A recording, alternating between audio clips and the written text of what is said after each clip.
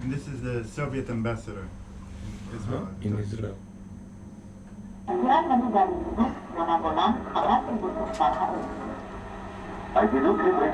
That's basically 50s. Sorry? Everything is 50s. 50.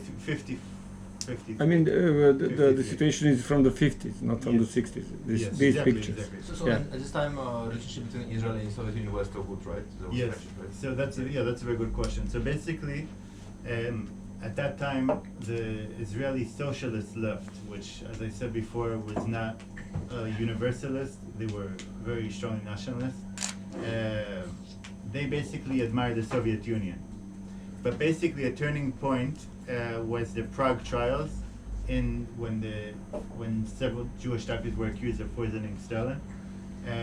That was a major turning point, and also Stalin's death. And what year were you? What? What year is Prague? I think it was 53 or 54. Ah, I think 54 actually. It's before Budapest and Hungary, yeah? Situation in Hungary in 56. Yes, no, that was 56. But Stalin passed away in 53, didn't he? 55. 55, okay. So, and then of course after his death, that was a major game changer.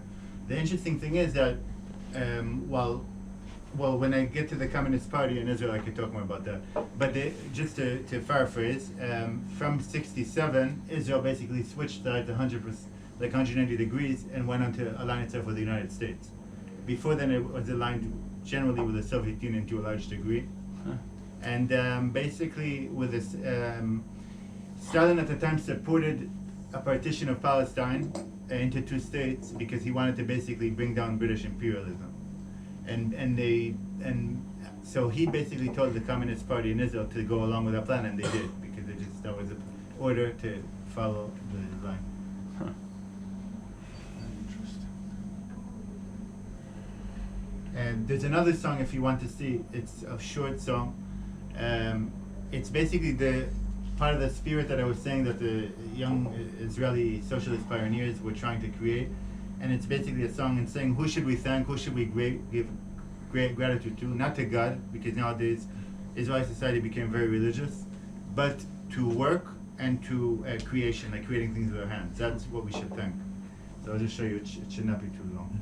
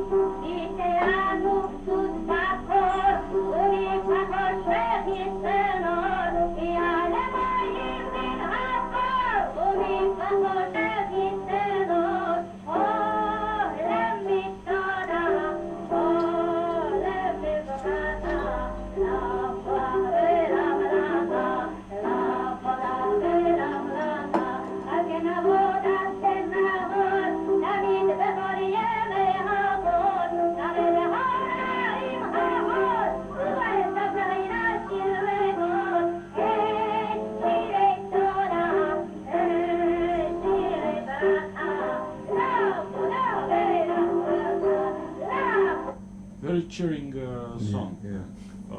You almost turned me on.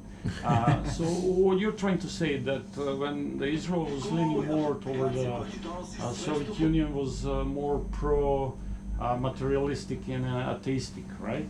And then after lean toward the United States, now it's becoming more and more religious, right? Well, that's an excellent point, because actually 1967 was a very important turning point, because what happens after Israel took over and occupied the West Bank and Sinai and the Golan Heights, it took over East Jerusalem and it took over the Western Wall. And when it did that, there was a huge wave of religious fervor among the Israelis. And actually, the initial Zionists on the left, they didn't even want Jerusalem because they wanted to create a new nation. They weren't interested in religious history as much, only as a justification for the takeover of Palestine, and for a creation of a Jewish state there, but they didn't really want to have Jerusalem and the Palestinian people. Sure. They weren't interested in that.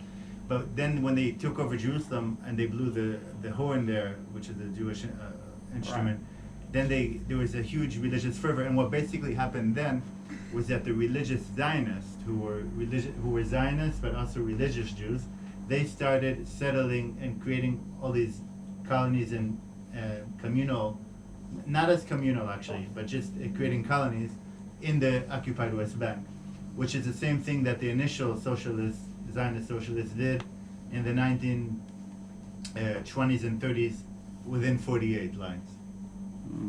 So in 1967, obviously, when started to split, what was the situation with Palestinians? Did they lean toward Soviet Union and toward the socialist kind of vision, right? Which year? 67, 68, before the Six Days War and stuff.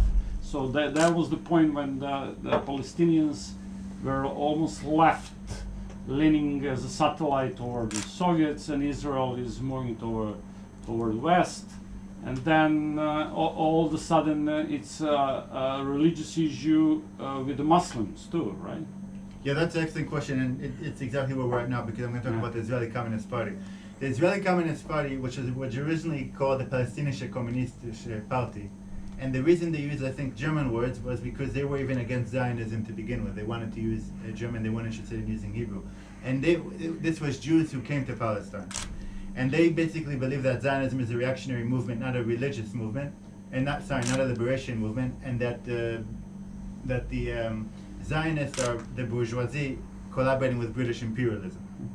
And the Comintern told them, you guys have to start collaborating with the Palestinians, and you start putting Palestinians as the general secretary of the party because they're the majority. So that's what they started to do. They started putting them in the control of the party. But then they started having splits within the party because the final split was right before the 6-Day War. In '65, the Palestinians split out of the Israeli Communist Party because it started becoming nationalist and pro-Zionist. Because that's right before the 6-Day War, as there was very strong nationalist winds with Nasser in Egypt, who was nationalizing the Suez Canal, was preparing, and so that's when there was a split. And even before then, there were several splits. There was one major split between the Arabs and Jews in 1938, when, for example, Stalin asked everyone to stay away from from going against Nazi Germany because of the Ribbentrop-Molotov agreement. So a lot of Jews didn't like that. They wanted to get involved with the British, and there were many socialist Zionists who volunteered with the Jewish Brigade in the British Army and fought in Europe. And then there was another split. Those were the two major splits. But it's very interesting that the split within the Communist Party took part just 2 years before the 6-Day War, because the 6-Day War was a major war that completely changed the geopolitics of the Middle East, and nowadays the remnant of the split, who was the Arab Israelis who formed the new Communist Party, which is what they call it. They are today the third, along with a few other Islamist groups. They have 15 seats in the parliament in the Israeli parliament out of 120 seats. So I think they're a pretty big party, and they basically also represent a lot of Arab Jews who voted for them. Maybe 20,000 Arab Jews voted for them, which is quite a lot because usually there's been a lot of animosity between the two. Okay. Does that answer your question? Yeah, pretty much so. Maybe But not- it's getting more and more complicated. Yeah, it's it's like a right. domino effect. It's almost not important who was left or right. We tend to, take the history as ideological division. But here is something else, obviously, because these groups switching from center left or extreme left to all of a sudden to extreme right. It's like that doesn't make sense, right? Unless lot of money involved, or I don't know, maybe. So okay, so that's a good question. So you're talking about the switch of whom exactly? Yeah, The well, turnover of whom? yeah, but first, Nasser, who actually recognized the Muslim ideology and started flirting with that, and then later Saddam Hussein, and then the Jewish government in Jerusalem, who swithed from left toward right. Yeah, I'm gonna get to that very soon. And then and then you have ex-imperial powers who are actually dancing with everybody, like whoever serves the purpose, right? So yeah, please tell us. So we need to look at the spirit of the times, like I said, guys. So basically, most of the Israeli left initially was heavily Zionist, meaning they wanted to create a safe homeland for the Jewish people in Palestine. But there was always a contradiction within Zionism between being democratic and being socialist. And I would say the most radical party within the Israeli Zionists left, a good example of the paradox they were facing was the Israeli Workers' Party, Mapam. And a lot of the kibbutzim, a lot of the Israeli communes were founded on Palestinian villages where the people that were expelled from their homes at gunpoint in the 48 war, or right nearby, because usually where Palestinians were located there was also water and trees and it was easier to establish there.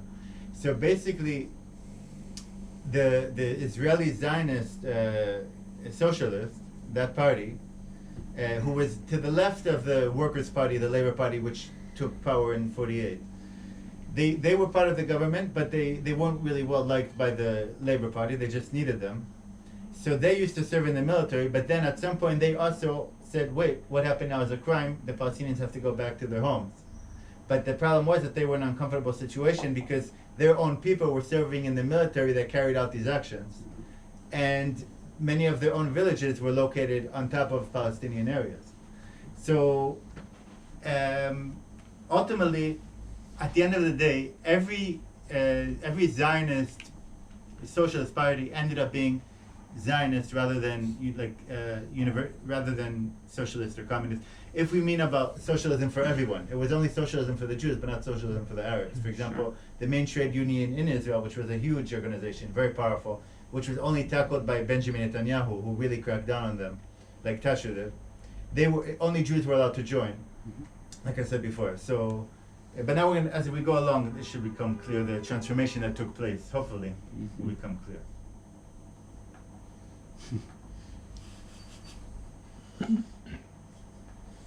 So this is one I was just referring to. The Israeli Workers' Party was as far left as Zionists would go. Further to the left was the Israeli Communist Party, which include Palestinians. This one was Israeli Workers' Party, which was Marxist, like clearly Marxist. While Labour was a Workers' Party, it wasn't Marxist. It was just the workers' rights. And they stopped supporting Stalin after the Prague trials. And here's an interesting picture of them because I'll just put it on to expand it.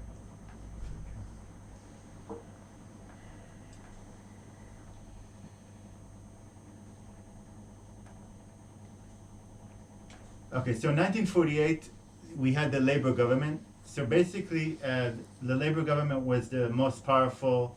Is the picture large enough? Can you see or should I enlarge? Yeah. Okay. Okay, it was the most powerful group within Palestine, which collaborated with the British on practical purposes, but in other purposes fought against them. And then there were two other groups, underground groups, which were right-wing Zionists, who were very active in bombing British areas and also fighting against the Palestinians. But actually, some of them even were working with Palestinians against the British, so it was very complicated. But when they took over, what basically happened was that they started getting compensation from Germany for the Holocaust. And that's how they had money, because otherwise Israel was a pretty poor country in the 50s. But what they did was that the enterprises in Israel were state-owned, and they subsidized agriculture workers within Israel so they could, before 1948, so that they could compete with Palestinian workers, because Palestinian workers were cheaper and the Jewish workers weren't really experienced in physical work. So they were subsidized in the beginning, because the whole idea of labor Zionism was to create a new kind of Israeli identity, Sure. as I said before. And So they ruled all the way to 1977. Then 1977 there was a major turnover from the right Mm-hmm. by Menachem Begin, who was from Poland originally, and actually the ones who supported him were a lot of the Arab Jews, because a lot of the Arab Jews, all the Jews who came from the Middle East, like North Africa, Iraq, even Iran, Syria, Libya, they some of them were put in Israeli communes and were given good conditions, but many of them were put in shanty towns throughout the country, and they had pretty miserable conditions, and they were looked down by the Israeli Workers' Party. Mm-hmm. And then what he did was he started liberalizing currency exchanges, because before then Yeah. that was not possible. But the interesting thing is that, it didn't help because he didn't go the whole way, and he started having major inflation. But he started supporting settlements within the occupied West Bank, Mm-hmm. and the money started going there instead of to the Israeli communes, Mm-hmm.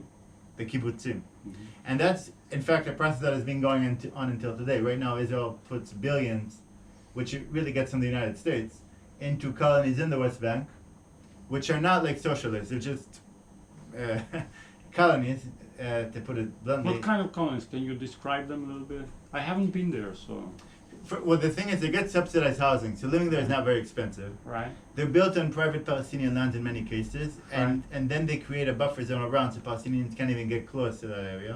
They can't even walk with the sheep. So it's total segregation. Total segregation. Yeah. They take their water resources.